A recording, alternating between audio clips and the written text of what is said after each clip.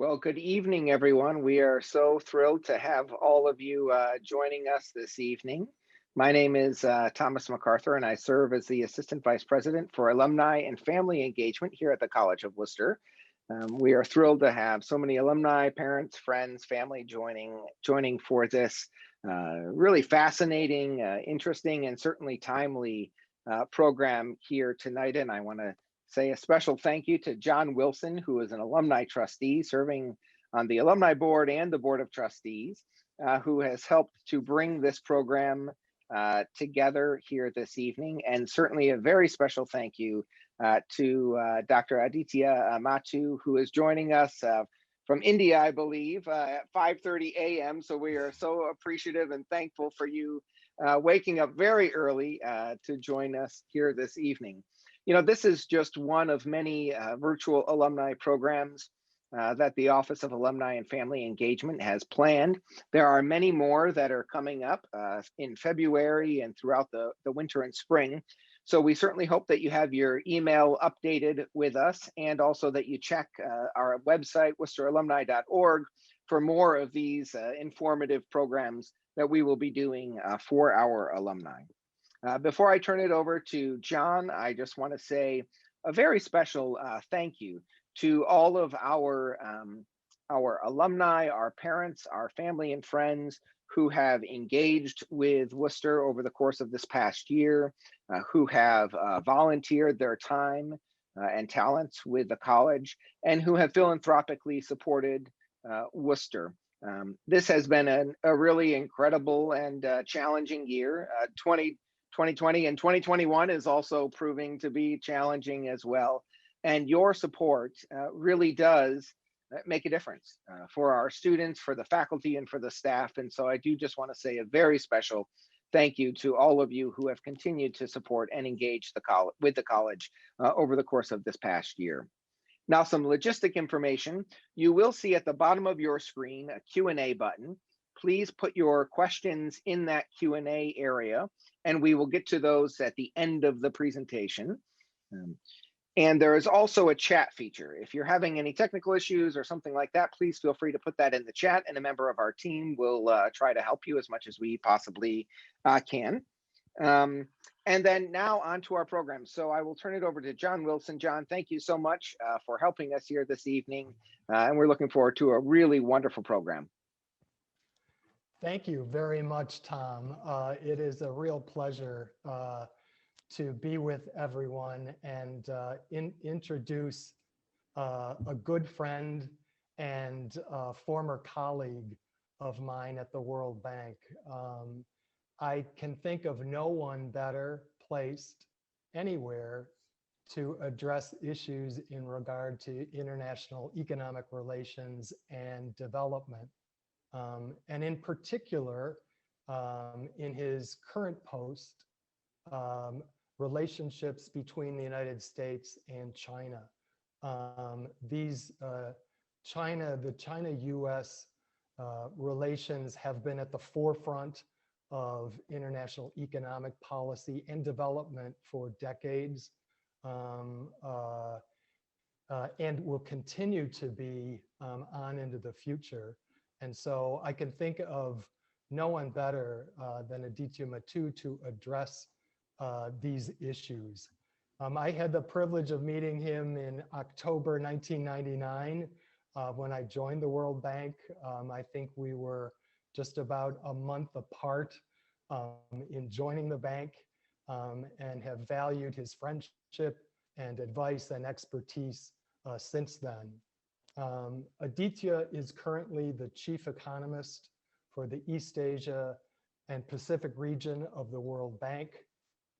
As such, he addresses not only empirical research and analysis in regard to East Asia and the Pacific, but also policy dialogues on trade and broader development issues. He was formerly with the World Trade Organization prior to joining the World Bank Group. He has a PhD in economics from the University of Cambridge and an MPhil in economics from the University of Oxford. And so I will turn it over with great thanks to Aaditya to present on a topic that I know is both timely and incredibly relevant. So Aaditya, please. Thank you very much, John, for that generous introduction. I'm really happy to be here to present to the alumni of the College of Wooster. And this is a college that has a proud tradition of research, even at the undergraduate level. And John, you're a credit to this institution. I should say that it has been a huge pleasure to be your friend, and I've learned so much from you.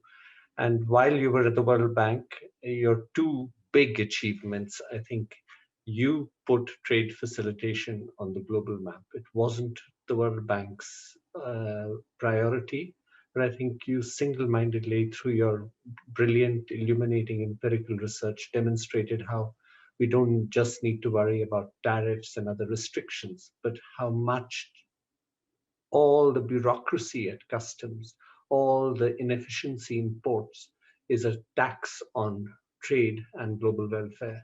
And also your contribution to the understanding of how product standards. I remember your work on aflatoxin and how restrictive standards in Europe were inhibiting development in Africa. I think that was also monumental work. So thank you, John. I'm glad I have the opportunity to tell your former classmates and others what you've accomplished since you left. And I'm sure there are similar narratives that all the alumni could present, and I would look forward to hearing from them. This wasn't an easy talk to prepare. China and the United States have a complex relationship, and I could have talked about trade, politics, security, climate change, technology. And I finally fell back upon my one area of relative expertise, which is trade. And over the next half an hour and so, I propose to tell you a story, which I hope will provoke an interesting conversation. I'll try and present it as non-technically as possible, but I couldn't resist including a few graphs, which I will not dwell on at great length. But let me begin by saying we are living in an important time because it's a time of change, and it's not just what has happened with COVID, but even before that, there were big structural changes in the global economy. And I would like to make three main points today. First of all, globalization has led to international convergence, and especially in our present context of China catching up with the United States.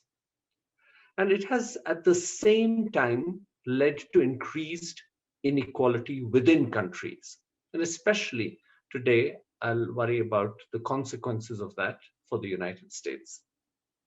The second point is that this catch up has changed relative global dominance. The United States, which was for a period the unquestioned hegemon in the world, that hegemony is now being threatened by China's emergence. And at the same time, this increased domestic inequality is changing the political economy of how trade policy is being made. That is a change that is profoundly important because it affects the US attitude to openness, to trade and investment. And the change in global dominance affects the atmosphere for and the policies that you adopt at the international level and how much international cooperation is possible. And this development is in fact threatening globalization itself. Now, I believe that globalization has been a force for good. It has made a huge difference to global welfare everywhere, and it has helped lift millions of people out of poverty. So the question is, how can you harness its benefits without incurring the adverse consequences that undoubtedly are due to globalization? And I will argue that in this world that we are entering after this terrible pandemic and after an unusual presidency in the United States, we need to think of cooperation beyond trade in new areas, especially on taxation, but also on competition policy. We need to think of cooperation on data flows and the environment. And this cooperation beyond trade is necessary to keep trade open. So that is my central argument. Let me begin by showing you a few slides which give you a sense of how globalization has contributed both to catch up and to inequality.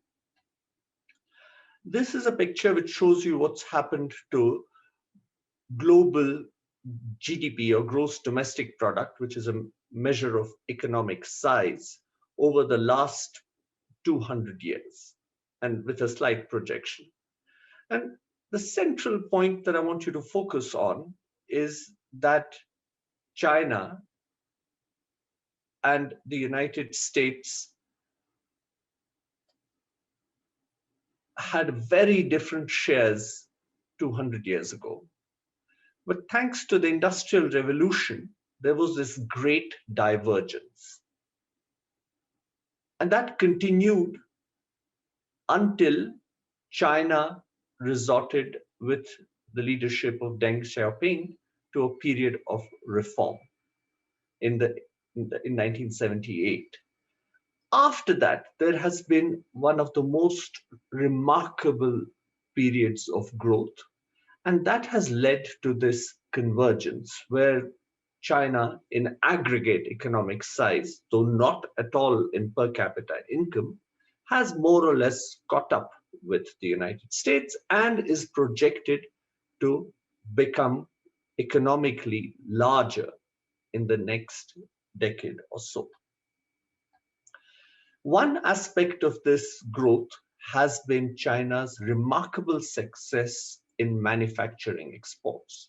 As you can see in this panel here, that China has seen an incredible increase in its share of global exports from a virtually insignificant 3 or 4% to as much as 1/5 of global manufacturing exports today originate in China.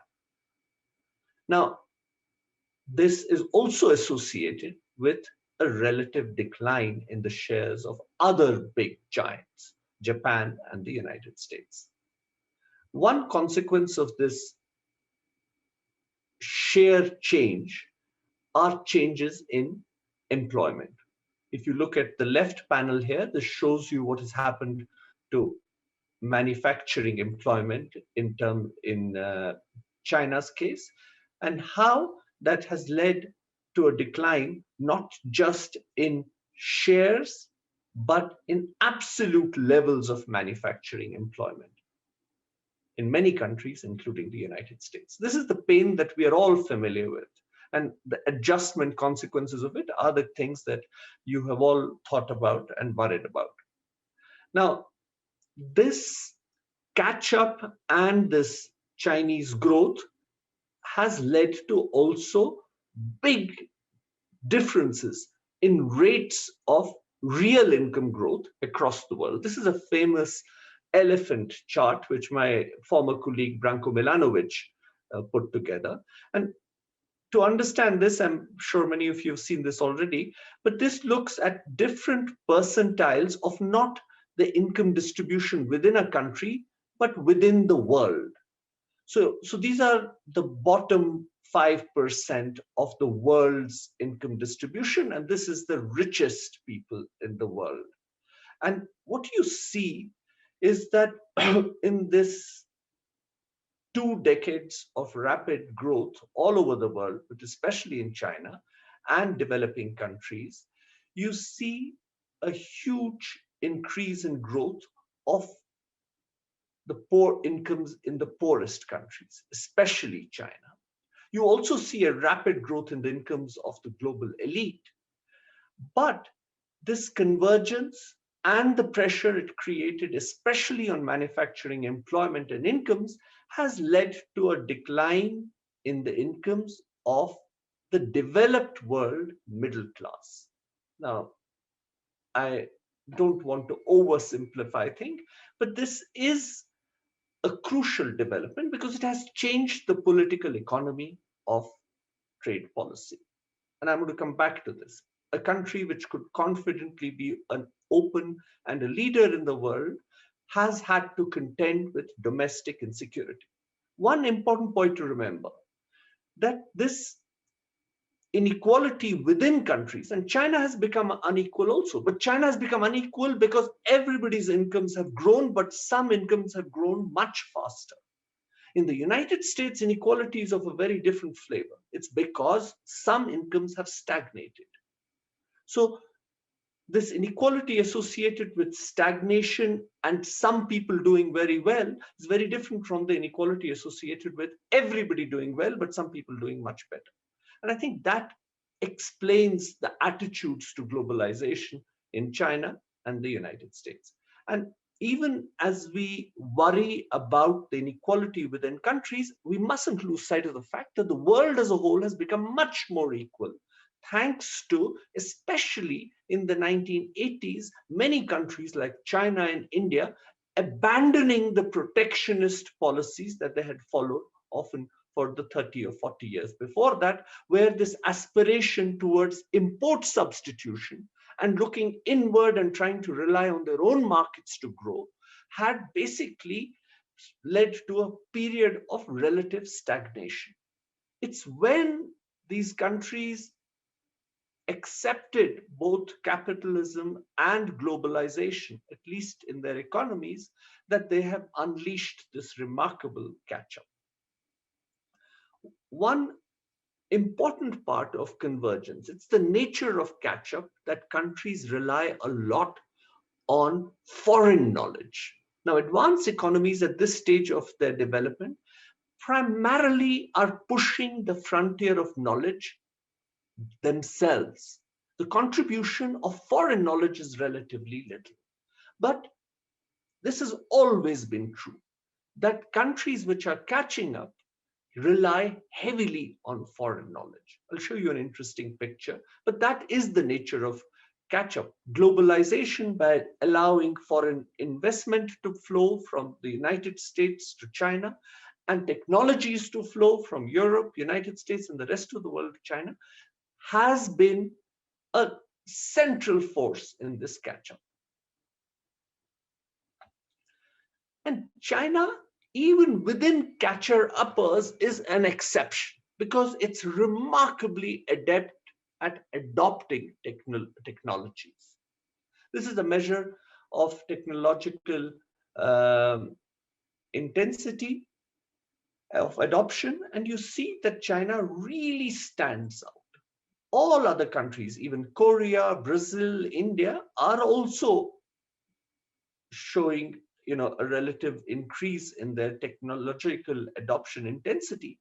But when China moved beyond its communist past, that's when there has been a takeoff in its adoption. And China is also trying hard to innovate itself.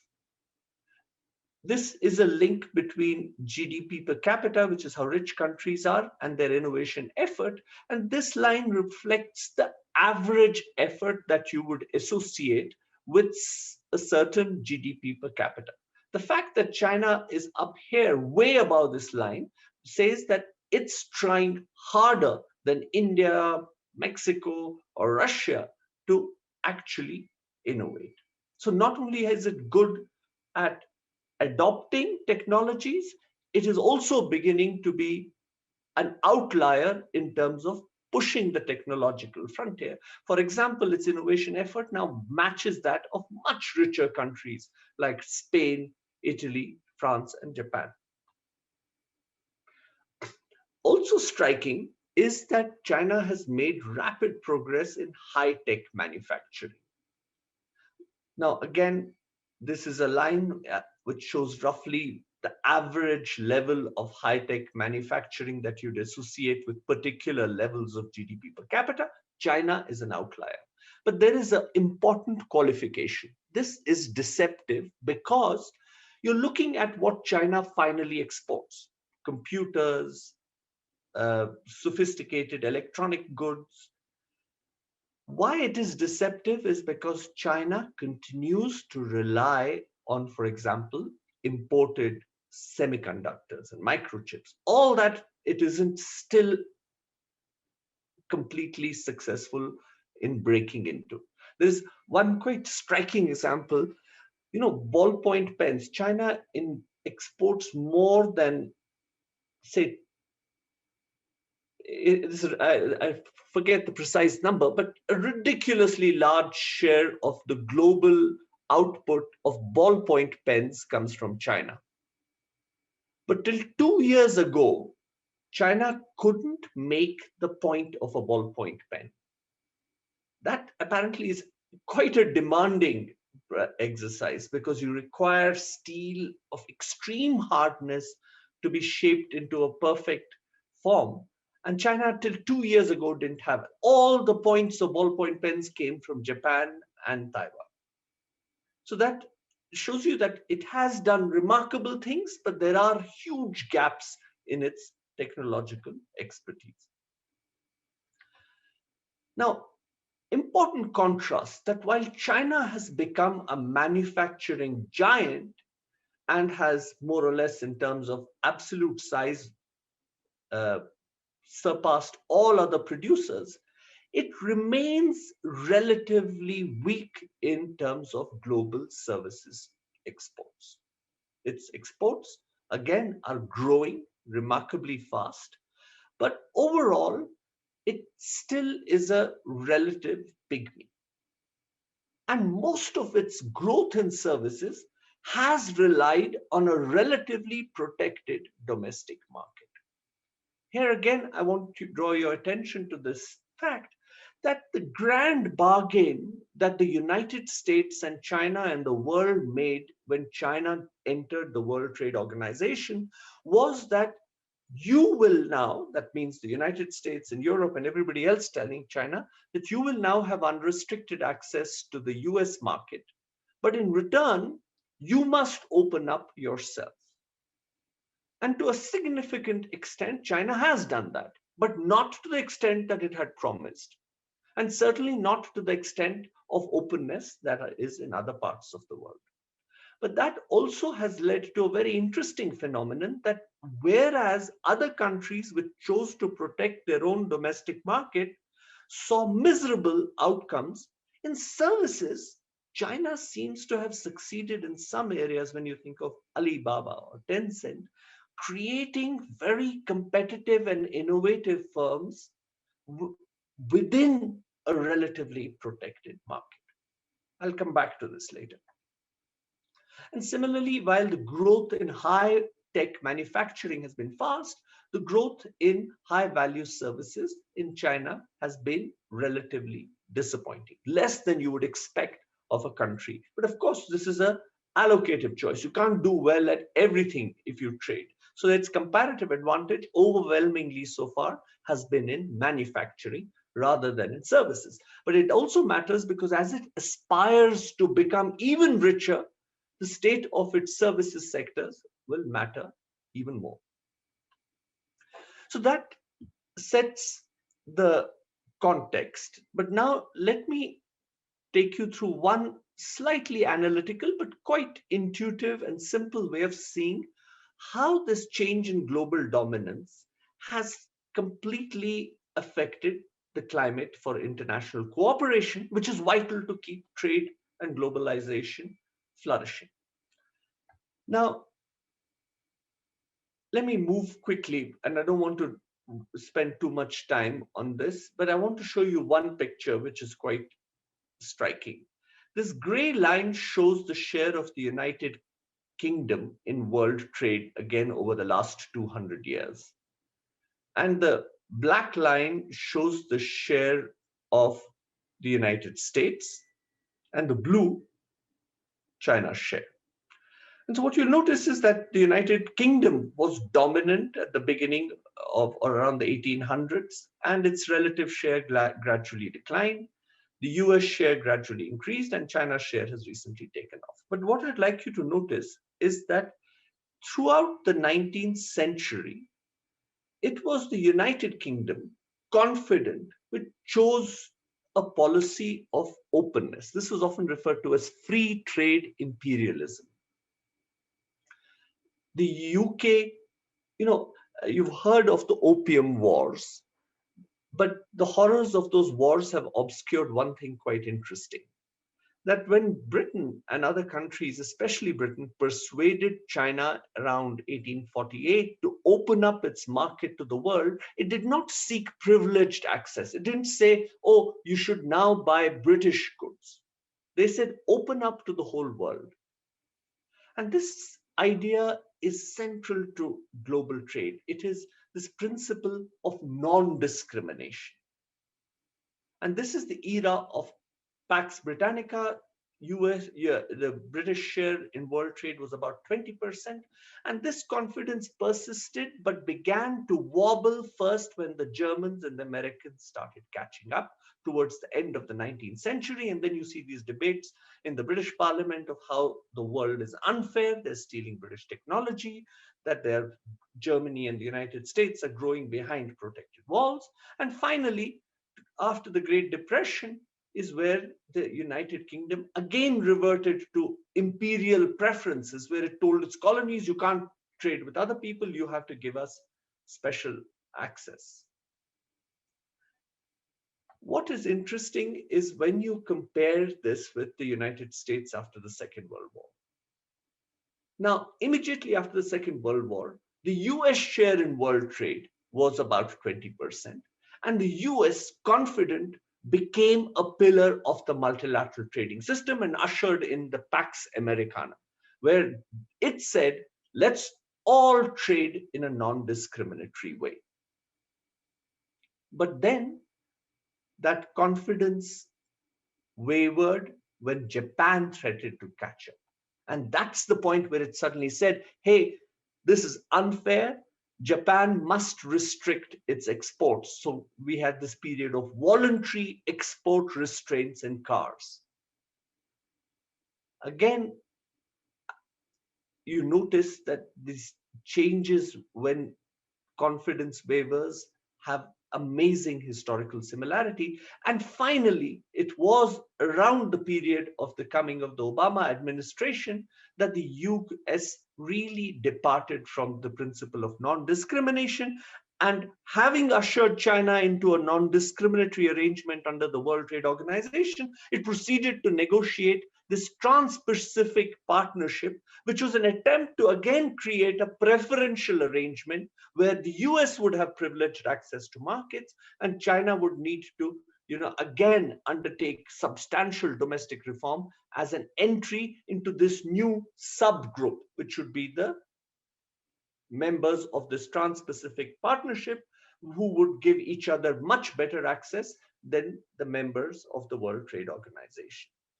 But even as you see this remarkable historical parallel, I'd like you to focus on one thing which is interesting. When a country says, I will not discriminate, it in a way gives up the right to exercise power. It says we'll all play by the same rules. What is puzzling is, why is it that when a country is dominant and could really extract a lot from bilateral bargaining, it chooses to play by the rules? And when its power is relatively diminished, it starts exercising bilateral power. That's what Britain did, and that's what the US is doing. When it was dominant, it let China come in and promised to treat them exactly like everybody else. But now that the relative dominance has declined, now instinctively you might say this stems from a certain insecurity. Perhaps it is this hegemonic transition and you are trying to prevent it. You're trying to sabotage the rival's emergence. But there is another reason. And, again, I, in the interest of time, won't lead you through all the technical details of it. But one problem is that once you tie yourself up to a rule-based trade where you say, I will not discriminate between my trading partners, if one of them is still protecting their market, you're powerless to do anything about it because you can't treat the cheater worse than the honorable people. And if you stick to the principle of reciprocity, the whole idea is I will open my market, you open your market. But one problem the US faces is that it's a relatively open market trying to bargain with a still relatively closed market. China has one of the most restrictive environments for foreign investment. In the services sector, even though China is quite open in goods, it is relatively restricted in services. So that puts the US in an awkward position. You want to try and persuade China to open up, but the currency of negotiation is protection, because the way these negotiations work would say, I will open my market, you open your market. But the US has already given up a lot of this currency as part of the historical bargaining that took place with Europe and other countries. While China is a latecomer who clings to some protection. So that creates a dilemma for the US, where it then is obliged to change the terms of the exchange. It's no longer a carrot for a carrot, but a stick for a carrot. That unless you open, I'm going to protect and shut you out. But in order to do that, you need to deviate from the fundamental principle of non-discrimination, which is at the heart of the World Trade Organization. So this is why I feel a genuine sympathy for the US predicament, even as the Trump administration was accused of having, blown up all the rule-based system. I do think there was a legitimate problem that how do you get China to become as open when you don't have what it usually took, which is your own protection to exchange for their protection. But there's another slightly subtle idea that first we must recognize that where China is today is exactly where the United States was in the 19th century. There is this really powerful story of somebody called Slater who came and, apparently there's a place called, maybe John knows about Slater Town, I think it's in Pennsylvania, where this man brought all the secrets of the British textile industry to the United States. And that was the birth of the American textile industry. So the President Jackson called him the father of the American Industrial Revolution, and the British called him Slater the traitor.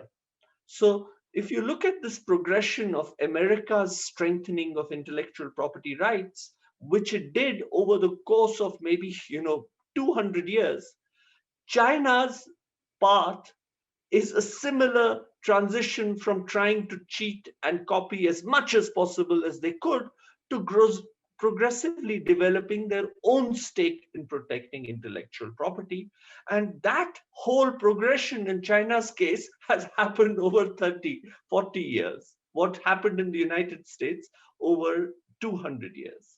So I'm saying this because you also have to see that this is the order of the world, that those who follow will copy as much as they can from those who went ahead. Now, that does legitimately create a competitiveness problem for the leader, but that is how it has always been. So the question is, how do you deal with it?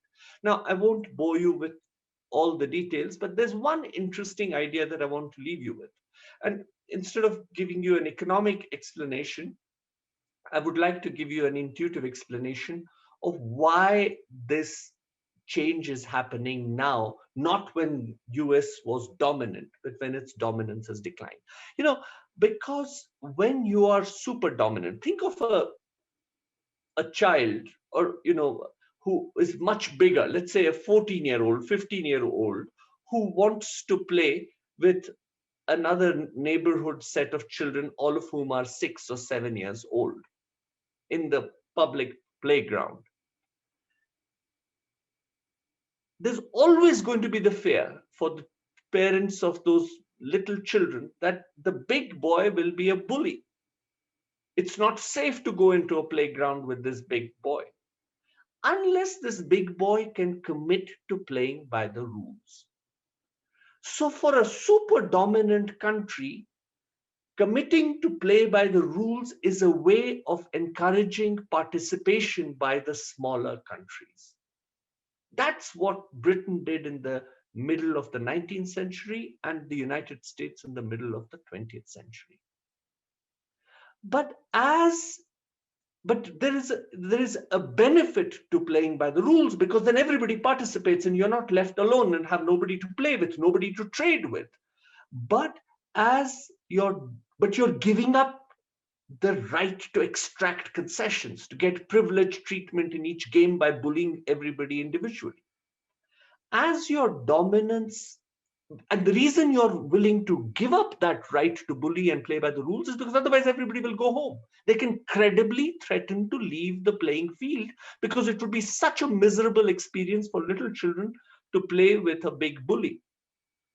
So the bully chooses to play by the rules. But as the difference in size or ages in my story diminishes, the little guys can no longer walk away because it's still fun to play. They are benefiting from trade or playing. So their inability to credibly leave the playing field suddenly tells the bully, hey, I don't need to hold back. Now they can't leave. China can't walk away from globalization.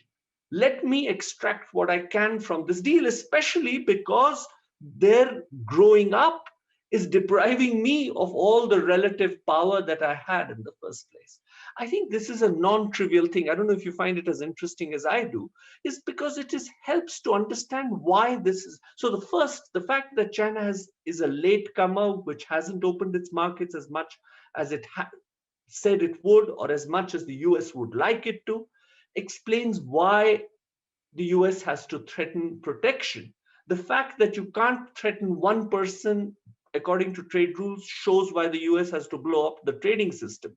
But why it's happening now has to do, I think, with the fact that at this stage, it is less costly to play bully than it was when you were super dominant and people could credibly exit. But I've spared you all these intricate charts through this analogy, but I would like to say it's costly. It's costly to do this because as the hegemonic transition happens, and you see China, by virtue of its size and the fact that it is now innovating, is going to grow bigger than the United States. And the irony is, if you destroy this system of self-restraint, which was a world trading system, you're not going to have it when you need it, when you want future bullies to play by the rules rather than in this way. And that is the myopia of it. So it's not the triumphalism of whether the Trump wars succeeded or not. They didn't for the most part. But even if they had succeeded, the problem would be that you are undermining the institutions that you needed when you were dominant, but you will also need when other people are dominant. And that is, I think, a reason to understand why it is also important to think of the domestic policy dimension of all this. And part of the consequence in the US has been this change in the domestic politics. It used to be that the industrial interests were dominant and they influenced policy. That's how people have always understood trade policy. But that has changed.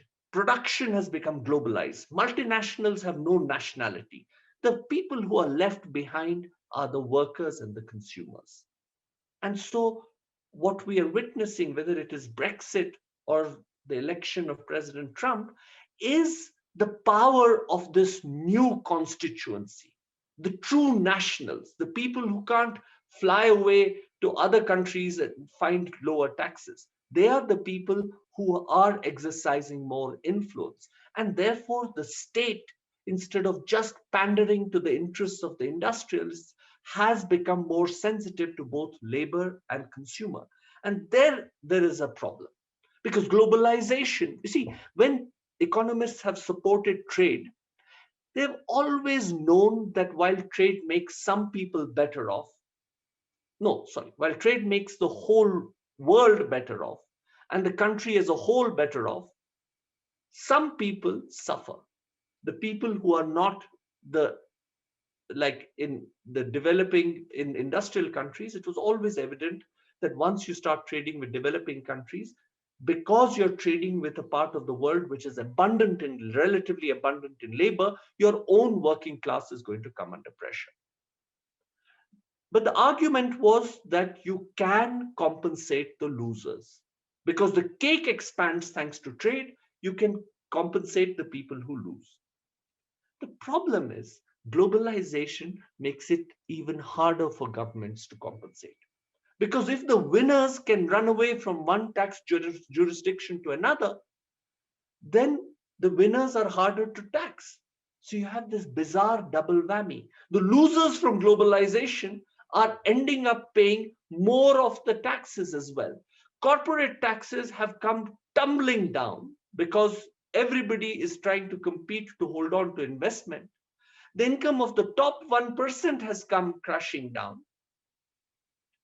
But the median worker's tax has in fact even increased. So that is why you can't simply invoke the traditional economic logic for free trade, saying it's okay,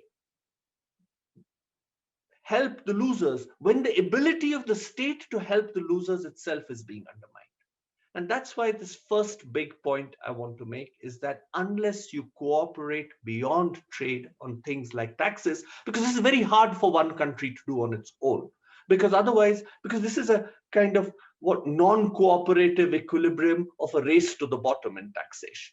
And therefore, a seemingly unrelated issue, which is corporate taxation and personal taxation, becomes a vital area for cooperation if we are going to keep trade open. Plus, we need to reassure consumers in this world because trade and privacy are becoming important. Financial internationalization, labor market and illegal migration, monopoly power and consumer exploitation. And again, I'll talk more about this later, but my main point is that even there we have to think of new ways of cooperating beyond trade on areas like regulation and standards, the kind of areas that John has helped us to understand.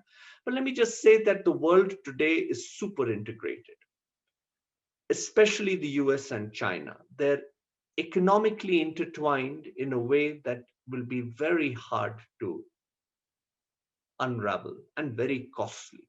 When you penalize a firm Huawei for good reason, you do pay a big economic cost. So the interesting question, which we can come back to in the discussion, is how do you deal with the legitimate concerns the US has about China without giving up, without throwing the baby of economic benefit of globalization out with the bathwater of all the legitimate concerns about security?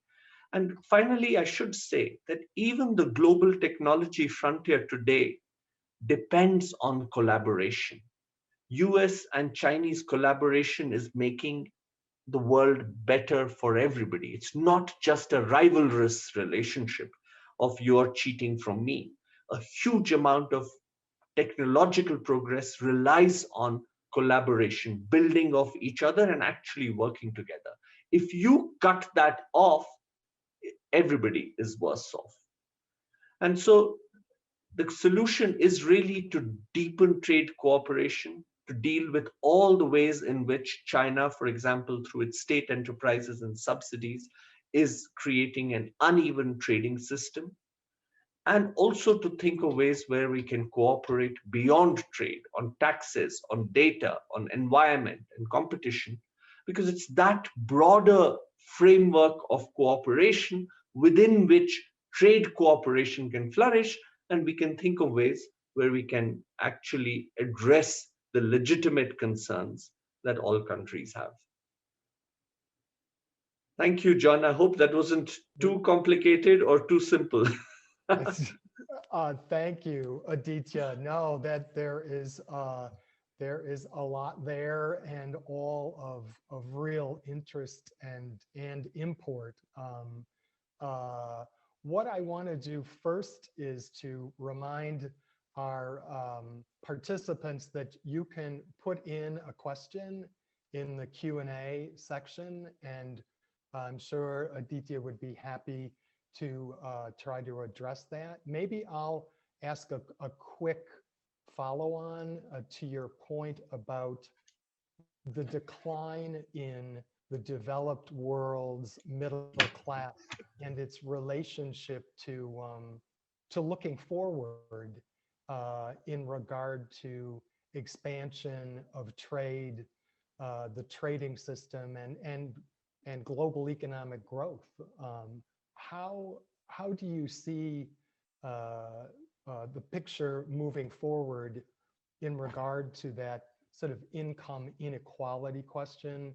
Obviously, that's a very important part of the US dialogue. It has been, and it will continue to be moving forward, including with the new administration coming into office. You know, what do you see, or how do you see the World Bank moving to address that movement of decline in the developed world's middle class, mindful that's an important dynamic of growth in less developed countries and poverty reduction and on. Thank you, John. I think that is perhaps the central question. As I said, there are two reasons why we're seeing a backlash against globalization. One is this change in relative dominance, and the other is in increasing inequality within countries. And I think that's a problem in itself, and it is a serious problem which should inspire concern everywhere. You know, sometimes the argument is that the people who are suffering now are so much richer than the people who have benefited. I don't think that is a legitimate argument. Three things to remember. Even as I acknowledge the role of globalization in making the industrial country working class worse off, there's no doubt that the bigger problem has been technological change. It's the adoption of progressively labor-saving technologies in industry, and also changes in now services, which are going to actually cause pain, not just at the level of the industrial working class, but also at the white collar level. I think these are the main reasons why the industry working class, and potentially even the services working class, is going to suffer a consequence. And recognizing that that is a problem means that you switching off trade is not a solution. It just makes the cake shrink.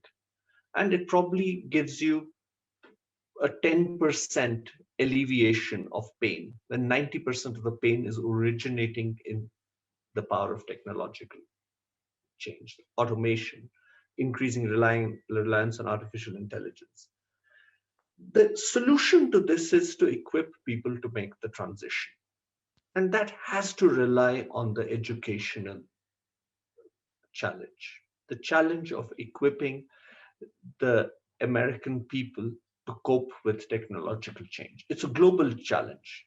And, you know, there is another striking fact. You know, when you look at the composition of qualifications or educational degrees of people coming out of Chinese or Indian universities and compare them with those coming out of the US or European universities. Now, there's no doubt that the quality of education in the West is much better, but the content of it isn't as technical as it is in the other parts of the world. The number of engineers and doctors and scientists that are coming up. So I think that is a challenge, because that is not just talking about the past when China was copying everything. It's talking about the future where you need to innovate and you need to be able to adapt and work with technologies. And that's the final point, is that is the positive agenda, to prepare for a world where technologies are changing in a way that each of us, John, even you and me, are going to be challenged. And soon, I think it's a Bob Dylan song of how, I can't remember the precise words, so I won't badly quoted. But I was going to say, but on the other hand, there is this other agenda of helping the losers, and not in a way that's patronizing or condescending, but legitimately, and that has to have tax cooperation globally. You can't have a situation where the working class suffers this double whammy. On the one hand, they lose from globalization. On the other hand, they bear increasingly the burden of taxation. And that, I think, is a very important part of. Good. We have a number of questions, and I will try to address a number of them. We have them coming in now. John, do you want me also to open this and also try and, but why don't I let you moderate? And if I want to say something, yeah. Yes, please. Yes, jump in, and you could probably. No, but you please. I'll rely on you, and then I'm also going to read them. Okay, please do. How do you see the U.S.-China trade policy changing over the next few years with President Biden coming in and Xi Jinping? Okay, I will try and answer this briefly. I think President Biden, I think there is a political consensus in the United States about the China threat. So I don't expect a dramatic change in policies, except the Biden administration will be less confrontational and more cooperative in terms of its cooperation with the rest of the world, which also very strongly shares concerns about China. I think what made the Trump administration unusual is that it chose to go it alone. But Europe, India, even Brazil, all of these countries are deeply concerned, both about the economic impact. India has chosen not to join trade agreements with China as part of, because it's so afraid of China's dominance. And also the security concerns, because I think security, technology, and trade are increasingly entangled. And I expect the Biden administration to deal with this by cooperating more and by relying perhaps more on institutions like the World Trade Organization. Okay, good. Thank you. Yes. Here's another question. The greater global economic integration of China was supposed to lead to better behavior in a geopolitical sense and a less authoritative regime. But China has become more aggressive in pushing its borders out and much more restrictive of freedom. Any reflections on that or this? I completely agree. And I think this is one of the great puzzles of our time. China, after Deng Xiaoping in 1978, the advice he gave China was to bide its time. And it did that. And it grew. Because for no country is continued access to foreign markets more important than for China. The bizarre behavior is self-destructive. Why has China, I think of this as an exercise in premature nationalism, a misjudgment that their time has now come, when if they had continued to behave in a more cooperative way for another 10 years and had not had to suffer the kind of backlash that you're seeing, they would have been invincible. So it is a self-destructive behavior, which I don't understand, except if I can say one thing. There are certain analogies between the country where I'm from, India, and China. I think China realized its growth was no longer sustainable at the rates that it was growing. And that meant the ability of the Chinese government to derive legitimacy by lifting everybody up faster and faster, that was diminishing. So I think, and it's the same thing in my country, where I think the government has not been able to sustain growth. And growth is hard to do. Making people rally around you for nationalism is, I think, the recourse of stagnant growth. Now, you might say, why is it happening in China when they're not stagnant, they're growing, or India? But they stopped growing as fast as they could, and they couldn't anymore. So that is my one suggestion of why they have prematurely started exercising dominance when I think it's not in their own interest. Yeah. Here is another question that's somewhat related to this last one. How do you assess the ability of some countries, especially the United States, to negotiate, especially given the domestic political pressure?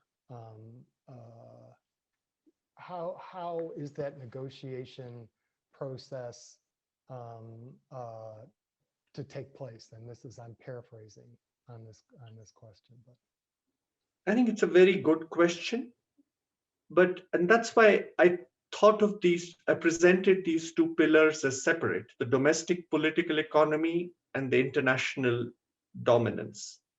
But in fact, the question is very thoughtfully saying that, look, the two are connected.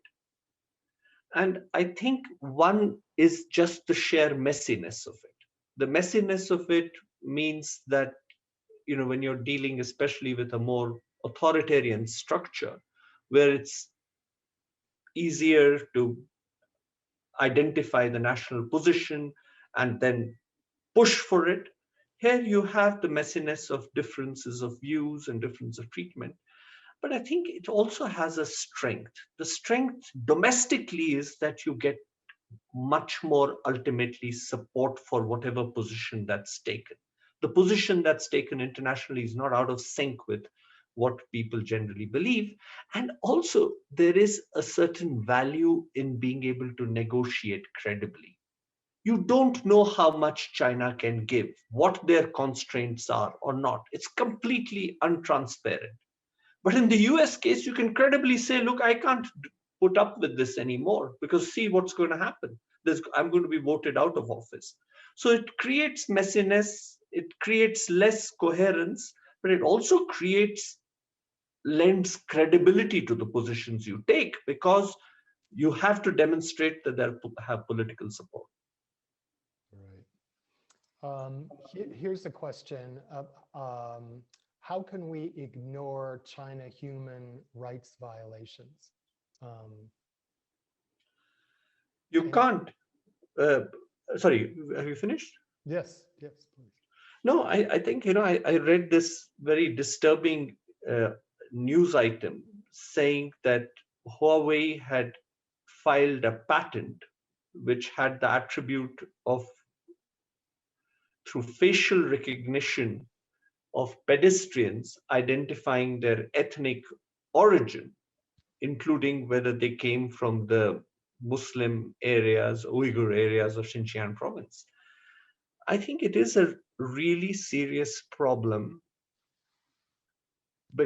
because I feel that, there are global spillovers. You cannot be indifferent to human rights abuses in other countries. The question is, how do you address them?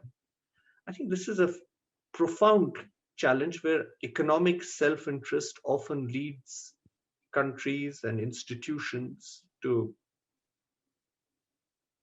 turn a blind eye. I speak purely in my personal capacity. I don't think we should, but we need to think of how we can do it. And just to give you one quick example, I think there needs to be a bargain in the world that if you want open access, you will not just play by trade rules, you'll respect certain principles, whether it's environment or human rights. And I think that has to be, but you also have to be very careful on the other side, that your human rights are not an excuse for protectionism, and that we all do live in glass houses on this. I'm from India, you're from the United States. I think there have been egregious violations of human rights in both our countries. So I think it has to be thoughtful, self-critical, and not condescending or patronizing, and it cannot be an excuse for protectionism, but you need to think of how you can really maintain a strong moral position, and think of this, that you do not let economic self-interest push you into convenient positions. Here are two questions. I'll tee them up one after the other. The first one is, what are the implications, and I've thought of this too, of course, everyone has, or many, of not having followed through on the TPP. And I believe that's in relation to the United States. And the second question is, again, an important one that I know has been in the dialogue for a long, long time. Many economists question the reliability of economic data coming from China. What is your opinion on the question of the ability to trust the data? So first on the TPP, and the second, can we, in essence, trust the data coming out of China? Okay. You see, I think you asked me how might policy be different in the future. I think, this is one way. The TPP was an example of a carrot for a carrot. The United States negotiating a deeper agreement with other like-minded countries, and then making China pay the price of admission to that deeper agreement, which ensured that it wasn't deprived of access to these, or at least it didn't have a competitive disadvantage in these markets, by going further on its reform. So insofar as China had not delivered on what it said in the World Trade Organization, you can use a stick or you can use a carrot of this situation. That, look, now some of us are going to go off and have lots of fun, but if you come in, you have to promise to behave yourself. That was the carrot route, create positive incentives. Whether it would have worked or not, I don't know. I think that is one cost, that because you gave up on that for not really any good reason, except to unravel the past, you deprived yourself of the carrot and had to rely more on the stick, and the stick didn't quite work. So that is one cost. I think as a liberalizing agreement, perhaps we exaggerated a little bit the role of the TPP. I've looked closely at the services markets. It didn't quite deliver dramatic liberalization anywhere, especially in the United States. The United States wasn't doing as much reform itself. It was excluding sectors like transport, about, John, areas like air transport, or but especially maritime transport. All those sectors which are excluded were still being excluded. So it was an imperfect agreement, but it was a valuable bargaining tool. The second question you asked me, John, I should have kept track of it. You said was? It's basically the China data question. Yeah, no, I think it's a completely legitimate thing. We were doing a report on poverty in China, and I think we could learn a great deal from how China reduced poverty so much. How much was it just growth pulling people out? How much of it was state building infrastructure? How much was it the quality of governance at the provincial level, these town and village enterprises, how important they've been? I think we could have learned a lot, but they didn't share the data. So, and also when the data comes, I agree with you, but again, we are all in glass houses. India's own data is sometimes much better because, again, there is more democratic accountability. So when the government doesn't release data or the data is suspect, there's a lot of public criticism of that. China, that is a huge problem. And I think, again, it is bizarre. And again, I keep drawing the analogy. Both India and China have introduced new vaccines, which have the power to really make a huge difference, both domestically and be accepted internationally, but they haven't shared the data. And so again, some of this is, for me, also hard to understand, because, transparency is not just in the interests of the other, it's in the interests of the country. So of course, the lack of democratic accountability, I think, is a huge problem. So you're right, I, I agree with. But there's no doubt about China's growth. Some people say that is exaggerated. When you go there, as you have, John, their power. This is not the Soviet Union we're talking about. This is a country which has made remarkable economic progress, but it's not a very transparent country at all. I remember the first time I was in China. It was 1980, the early 1980s, and to think of it traveling and going beyond that is just I can picture it now back then. So John, one point about data, which is actually in a way counterintuitive. As these new technologies emerge, especially artificial intelligence, what is vital is having access to data, because data is the fuel of this whole new artificial intelligence revolution. Now, here there is a twist that China actually is making reliable data available to itself and perhaps to these new internet giants. And that sharing of data could also become a source of competitive advantage as the West wrestles with these human rights questions of privacy and concentration, and how do we try and protect individual privacy but yet have these huge data mining possibilities. So there is a twist there, that data isn't always reliable, but there is a lot of data. The data that's coming out is not reliable, but a lot of the data that's being collected both by these services giants, which I alluded to earlier, because that was the puzzle I set up. How is it that China's services sector is growing behind protected walls when everybody else messes up when they protect?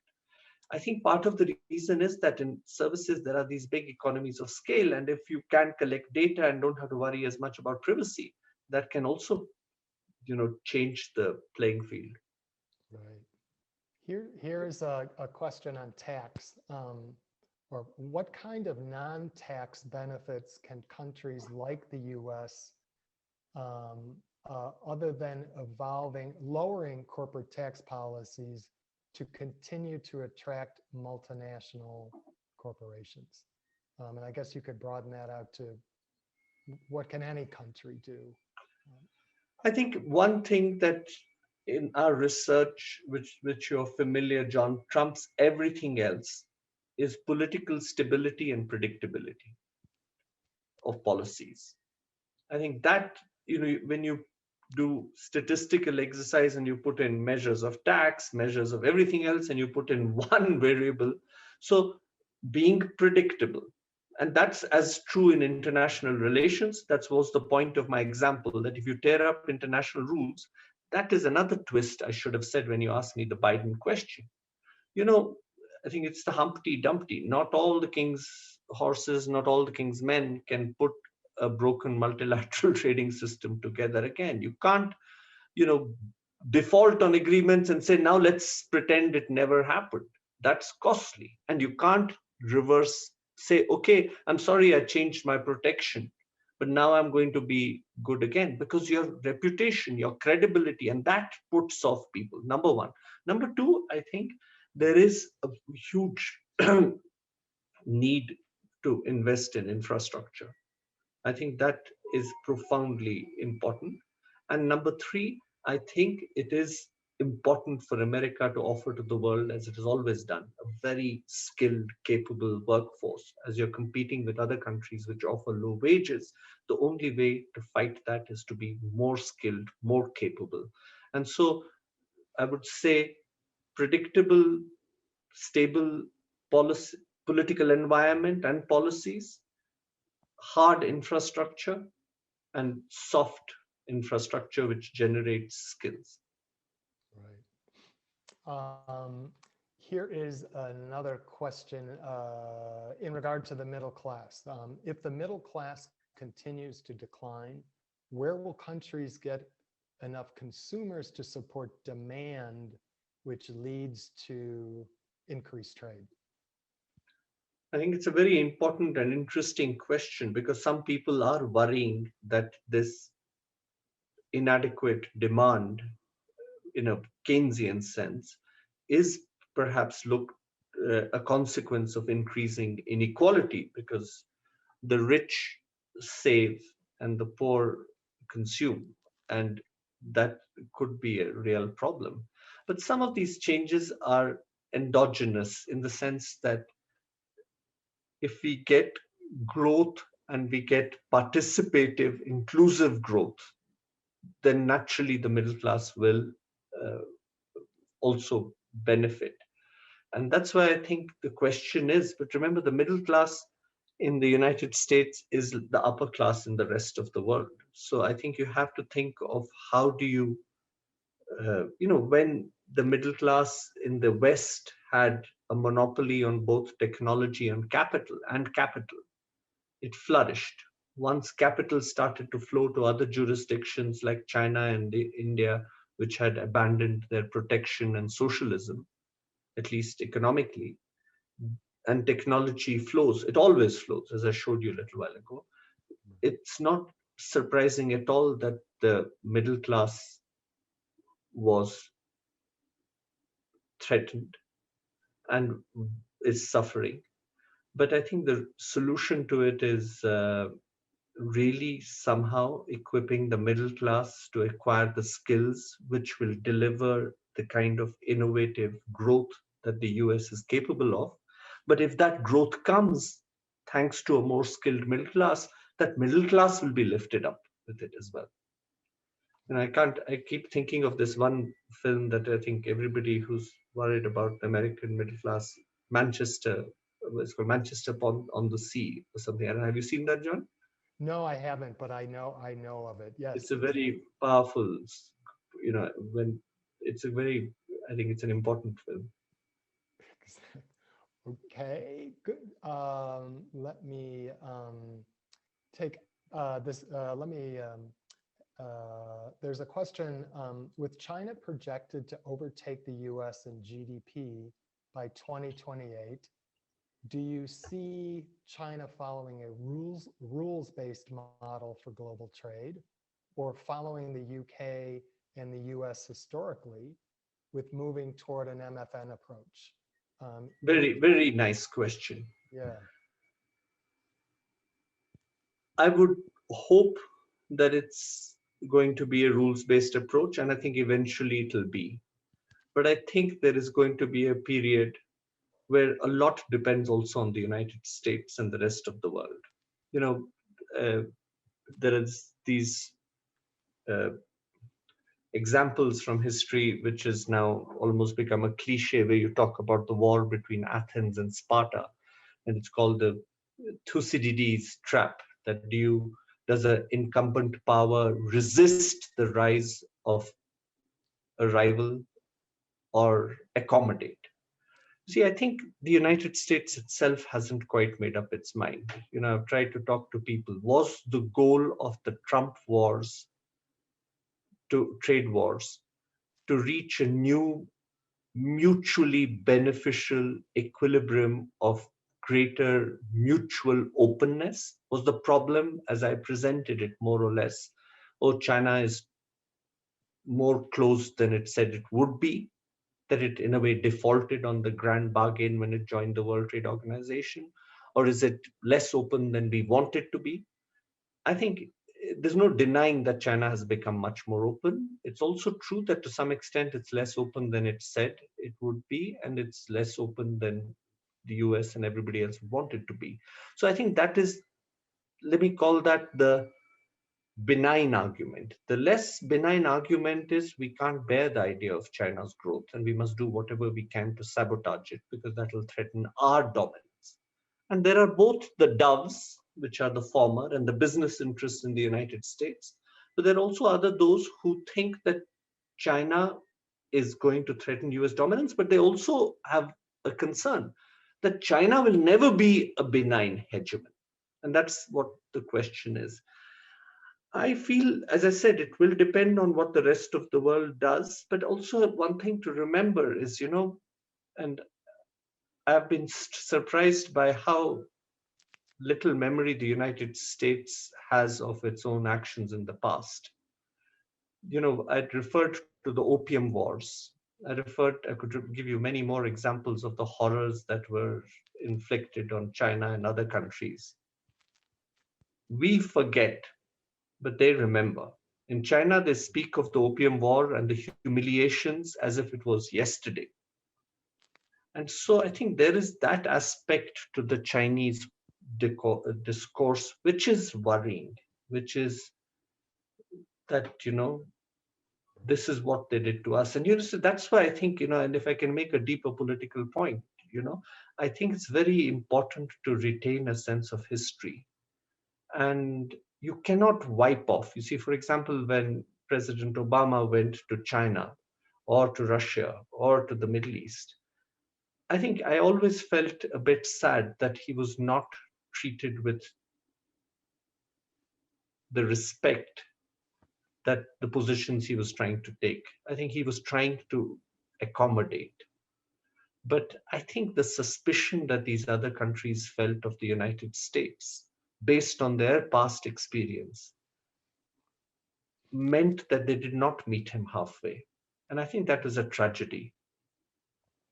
But it is also true that when the new administration came, there must have been people in these countries who said, see, it was wise of us not to, look at Iran. It went ahead and it has been left out in the cold. So it is this question of whether you can create a climate of international trust and cooperation, or whether you create a climate of mutual suspicion. And I think, as I said, unfortunately, I don't know, actually, this is the truth. I don't know if no matter how benignly the rest of the world acts, whether an authoritarian regime with a memory of its historical humiliations will behave in a way that the US and UK largely behaved. So we should not exaggerate the benignness of the US hegemony, but largely it was a world that at least I felt more or less comfortable living in. So. Okay, yes. Here is, and I'm mindful of the time, where do you think US-China relations will be in 5 years? What areas of the ones that you mentioned do you think the US and China can focus on to improve their trade relations? In other words, and I'm paraphrasing from this question, sort of what is the baseline? What are the sort of building blocks of building better relations? Where do we start, or where do they start? I think in my mind, the building blocks are based on a new bargain, which, we have been critical of the Trump administration's policies because it eroded the rules-based system. But there might, as I said during my talk, I have sympathy for the position that we have nothing left to bargain with. Now, the legacy of the Trump administration is all these tariffs that have been imposed on China, all the restrictions that have been imposed. I think if we could think of a new bargain, John, you want to take that? I'm sorry. That's okay. That's the one device I have that I didn't turn off. Okay. My apologies. No. I was going to say that if we can think of a new bargain, which would have the following elements, that the US would, grant again the predictable open access, not just to trade, but also to investment because of the suspicion. But China needs, first of all, to be much more protectionist at home, and also commit to a credible arm's length relationship between the state and its industry. That's the other puzzle for me. When the world is desperately seeking reassurance that companies like Huawei will not be instruments of the Chinese state says every private firm has to have a Communist Party cell in it. Now, that is the kind of thing that is, I think, a recipe for a non-cooperative equilibrium. If China could, and I've had the opportunity to speak to the Chinese ambassador to the World Trade Organization, I think, and I said that China needs to make a down payment in terms of its own reform because it has a stake in multilateralism. And I think China should do that and say, this is what we are promising to do. Whether China can credibly distance the state from its global giant firms is a challenge, but I think it's an intellectual, legal, political challenge. And that's where we should be focusing. How can we create systems of transparency and rules which provide the reassurance which would allow countries to be open to China? It's a little bit like the bullion story in reverse, where it's now China needing to provide that reassurance if everybody else is going to play with them, because it's in their own interest.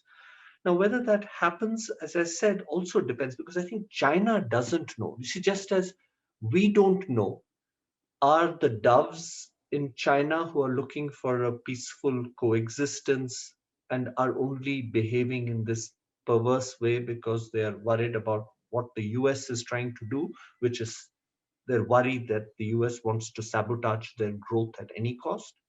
Or is it the hawks who are determined to sort of remedy and take revenge for all the past humiliations? Similarly, in the United States, is the US goal to really reach a new equilibrium of mutual openness? Or is it really to sabotage Chinese growth? So that inability to read each other and that asymmetric information problem also prevents a new deal, because you have to constantly watch out for a non-trivial possibility that the goal is completely malign rather than benign. So how that's a very interesting question, if I can say, John. How can you reassure China that the goal is not to sabotage its growth, but to make it a honorable, peaceful member of the global trading system? John, your voice sound. That's part of the issue of trust and the value of trust. And so I see Tom. Yes.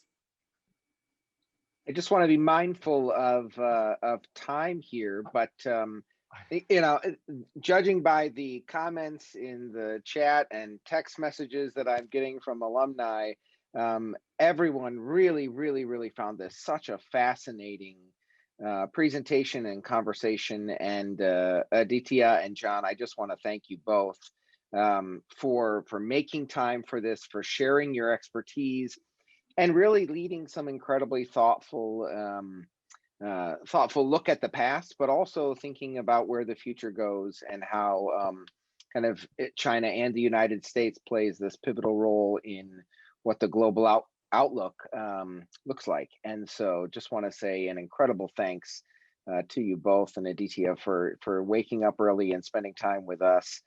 This is incredibly fascinating. So I wish we were in a room right now, because I'm sure there would be lots of applause. But thank you so very much.